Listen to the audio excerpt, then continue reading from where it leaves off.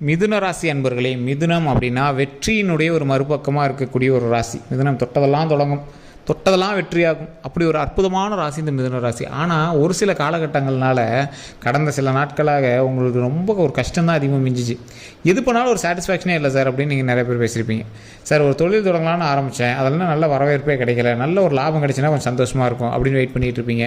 ஒரு லேண்ட் வாங்கலாம்னு நினைக்கிறேன், ஆனால் கையில் காசு இல்லை சார், கொஞ்சம் கடனே நிறைய இருக்குது, அந்த கடன்லாம் எப்போ அடைப்புன்னு தெரியல அப்படின்னு இருக்கும். கடனும் சரியாகி நிறைய லாபமும் வரக்கூடிய ஒரு அற்புதமான காலகட்டம் வரக்கூடிய நேரம் தற்போது. இது நான் இப்போ சொல்லக்கூடியது மிதுன ராசியில் இருக்கிற 100% பேத்துக்கும் கிடையாது, 50% பேத்துன்னு கூட வச்சுக்கலாம். ஏன்னா இப்போ நம்ம சொல்கிறது பொது பலன். தனிப்படையான ஜோதிடம் பார்த்தீங்க அப்படின்னா தான் உங்களுக்கு என்ன ஏதுங்கிறது தனித்தனியாக தெரியும்.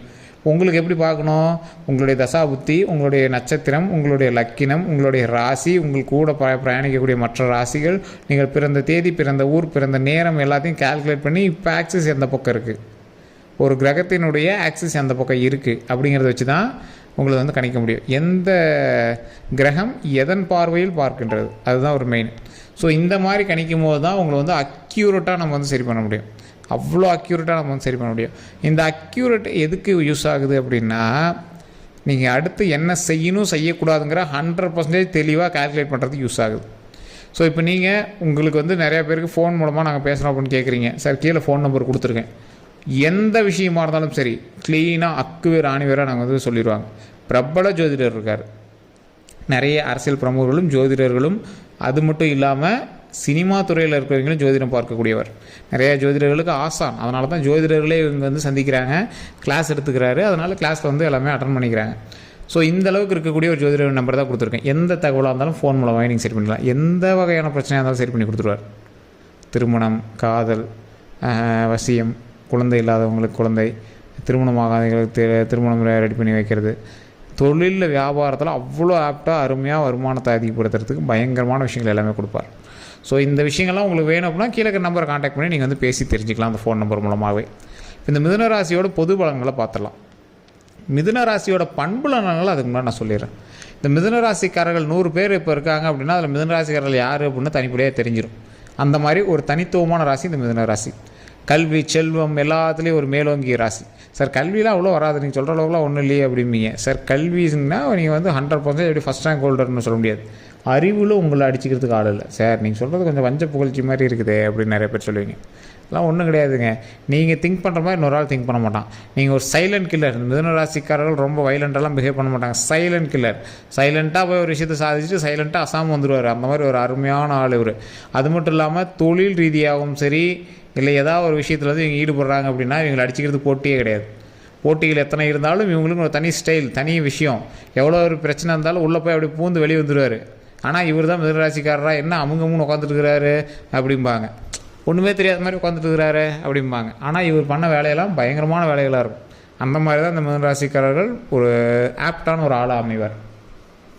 இந்த மிதுனராசிக்காரர்களை பொறுத்த வரைக்கும் அவங்களுடைய குழந்தை பருவத்திலேருந்து நிறைய கஷ்டங்களை அனுபவிச்சே வாழ்ந்தவர். எப்படா சந்தோஷம் கிடைக்குன்னு வாழ்ந்துட்டுருக்கிறவர்.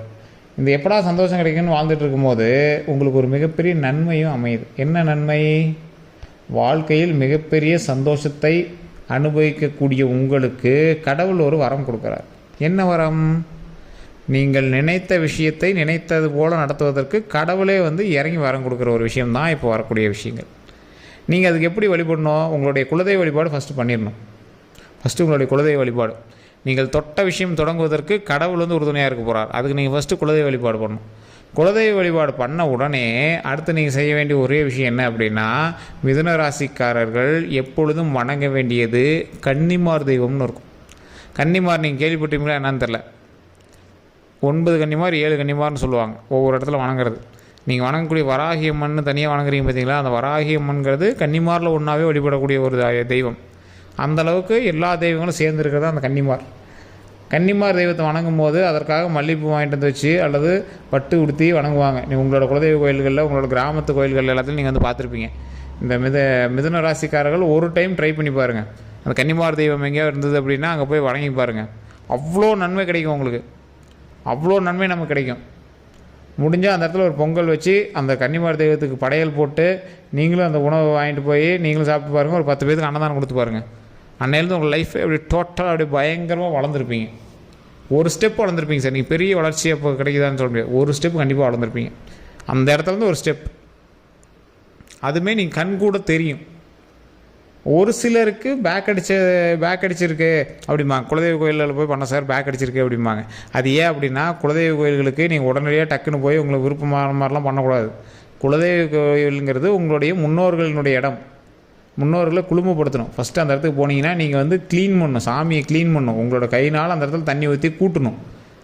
நீங்களாம் கோயிலுக்கு போனீங்கன்னா அப்படியே வணங்கிட்டு நீங்கள் போட்டு வந்துடுவீங்க. எந்த உங்களோட குலதெய்வ கோயிலுக்கு போனாலும் நீங்கள் அந்த இடத்த நீங்கள் சுத்தம் பண்ணி பாருங்க, அவ்வளோ நன்மை கிடைக்கும். வீடு இல்லாதவங்க இந்த விஷயத்தை கண்டிப்பாக ட்ரை பண்ணுங்க. உங்களோட குலதெய்வ கோயிலுக்கு போயிட்டு ஒரு நாள் ஃபுல்லாக உட்காந்து அந்த கோயிலுக்கு கூட்டுறதோ, அந்த கோயிலுக்கு பணிவிடை செய்கிறதோ, அந்த இடம் உங்களோட வீடாக இருந்தால் என்ன பண்ணீங்களோ அது மாதிரி பண்ணி பாருங்கள். உடனே வீடு கட்டுற யோகம் வரும்.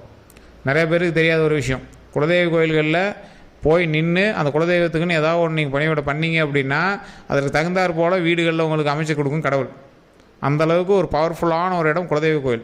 இது மிதுன ராசிக்கு பயங்கரமாக பொருந்தும். மிதுன ராசியில் இருக்கிறவங்க குலதெய்வ கோயிலில் போய் கண்டிப்பாக ஒரு டைம் க்ளீன் பண்ணி அந்த சாமி க்ளீன் பண்ணுறது, வெளியே வாசல் க்ளீன் பண்ணுறது, இந்த மாதிரி விஷயங்கள்லாம் பண்ணிங்க அப்படின்னா வீடு இல்லாதவர்களுக்கு வீடு அமையக்கூடிய ஒரு முக்கியமான நேரம். குலதெய்வ கோயிலில் தான் எல்லா வகையான சாவியும் இருக்குது. திருமணம் நடக்கிறது குலதெய்வ கோயில் தான் போய் கும்பிட்டாகணும். குழந்தை இல்லாதவங்களுக்கு குழந்தை வரம் கொடுக்குறது குலதெய்வ கோயிலில் தான் கும்பிட்டாகணும்.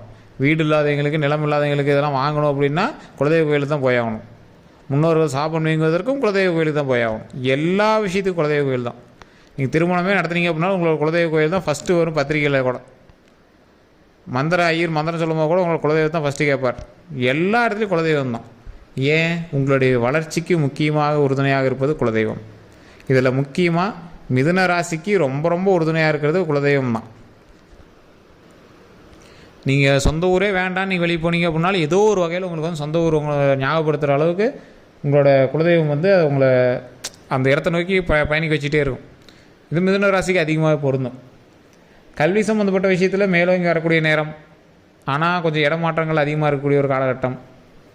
அதே மாதிரி குடல் சம்மந்தப்பட்டது, வயிறு சம்மந்தப்பட்டது, இந்த மாதிரி விஷயங்களில் கொஞ்சம் ஜாக்கிரதையாக இருக்க வேண்டிய நேரம். உடல் ரீதியாக, உணவு ரீதியாக கொஞ்சம் கவனமாக இருக்கணும்.